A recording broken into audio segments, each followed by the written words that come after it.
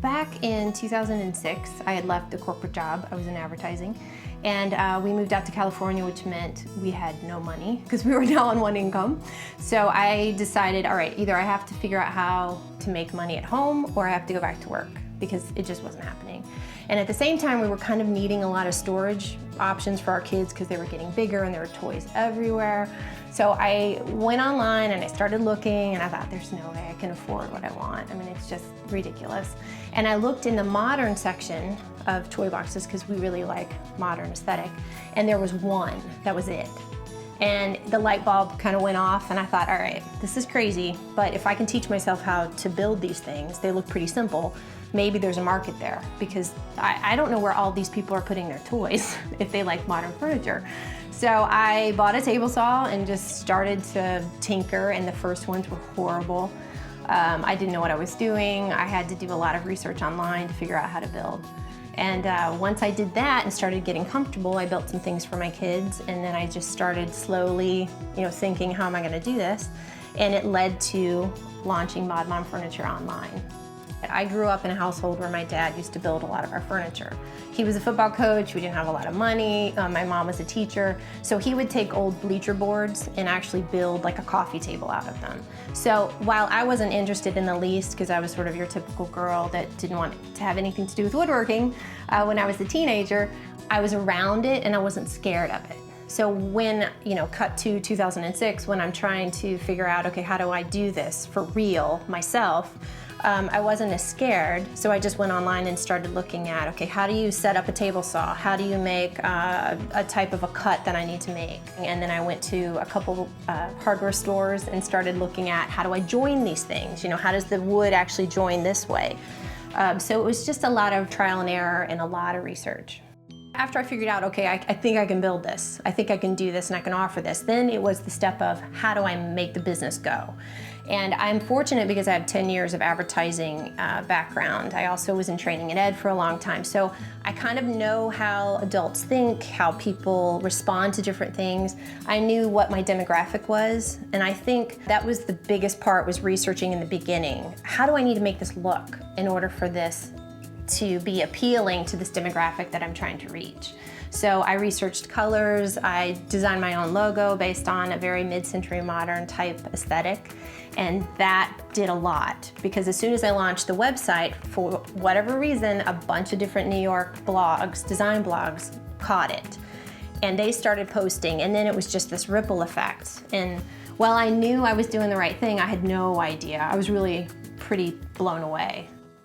So when I was building in the garage, did it for about 4 years, my day consisted of getting the kids ready for school and then going into the garage, no matter what the heat was. It could have been 112, it could have been freezing, and I would just build and build and build all day. And I would also handle the marketing and the invoicing and basically just everything that's involved with running a small business. And it got to the point where I was burning out, first of all, but the orders were coming in so fast that I knew something has to give. I have got to figure out how to get some help. And that led me to reaching out to people on LinkedIn, people I didn't know. And I had done this before and kind of gotten shot down, but this particular time I reached out to a woman and I thought, I'm just gonna give it a shot. And she was amazing. She was the one who helped me figure out, okay, I should probably go with the Amish versus going with China. I want to keep it US made, I want to keep it eco-friendly, that type of thing. So for me, it was a lot about connections. It was a lot about not being scared to reach out and ask for help. I think as an entrepreneur, a lot of times you think, okay, well, I can do everything. I can manage all of this, and if I could just keep the ball rolling. But at some point, you can't. You have to get help in order to scale the business. So the wood that I use for all of the furniture right now is called Baltic birch. And it's a really strong, eco-friendly plywood. And it's great for kids, it's good for really any type of furniture. So that's what I've been using. And the design inspirations typically come from things that I like. I like modern, but I also like organic. So I tried to fit both of them together. So you'll see a lot of things like trees and leaves and things that honestly, when I was building them myself, I can't cut a perfect circle. So I would have to cut, I thought, okay, I can't do a circle lid, I need to do a leaf lid because then I can cut with a jigsaw the leaf and it's not gonna look, like it's not perfect. So I really had to think of those types of things when I was designing. I have a few favorites. One of my favorites is called the Owen toy box, and it looks like a tree with 2 leaves on top. And the lids are lift off, so it's kind of like a puzzle piece. So it encourages kids to put their toys away, we like to think. And that way, you know, it's a little bit more fun than just lifting up something. It's like a puzzle. They can put it back down again.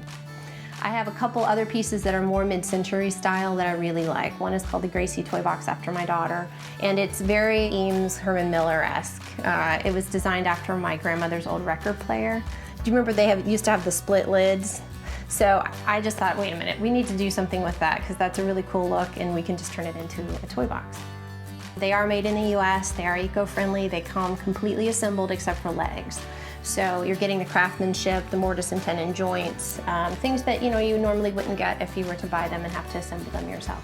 One of my goals in doing all of this is I wanted to make furniture that was heirloom, that would last generation after generation. So by creating them and building them with the joinery and the old-fashioned woodworking techniques, the piece that you buy is something that you can keep forever and then you can pass it on from generation to generation. The biggest lessons that I think I've learned in doing all of this, running this business, is that I need to follow my own intuition. When I didn't follow my intuition and I listened to other people's advice and it didn't sit right with me, I always took the long way around, or it didn't work, or something failed. So for me, even though, coming from a background of not knowing how to do woodworking, going in and having to work with a very male-dominated industry, it just seemed like this is not what was supposed to happen. Like everyone was saying, this is not gonna work. But intuitively, I knew it was gonna work. And so by listening to that intuition and following that, that made all the difference. And I continued to do that in my designs and in the way that I operate as well. I think the one thing that some people kind of miss in the very beginning is to figure out who you're trying to sell to. Who's the demographic? What is the demographic? What do they look like? What do you want your brand to look like? Because if you don't know who you're selling to, then chances are you're not going to sell. So it's figuring out how to market that is really the biggest piece. And if there's a need in the market, if you're creating something that is needed, people are going to buy it. So market it well and make sure that it's needed. When I look down the road, 5 years from now, I would love Mod Mom Furniture to be worldwide. I would like to go into adult lines as well. I think for me, the biggest legacy I would like to leave and have Mod Mom leave is that there's quality, integrity, all of those things that I really care about. I care about the customers. I care about the quality. I care about the children using the toy boxes. When I look back at my life, I can't believe where it's gone.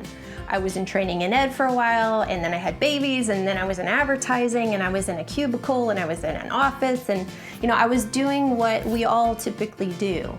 And so for me to be able to look at now and go, oh my God, I can't believe I have a business. This worked. Is incredible because I got to have the best of both worlds. It's not easy. I'm not saying working from home is easier. I think both, I've done both. I've been a full-time outside of the home mom, and I also have done, full-time inside of the home working mom. And they're both really hard. They're just hard in different ways. And I think that I'm really grateful that this happened the way it did. We had layoffs, we had financial stress, and from all of that, Mod Mom sprouted, and because I just kept sticking with it, it grew, and that's something that I'm really proud of, that I didn't just give up in the beginning.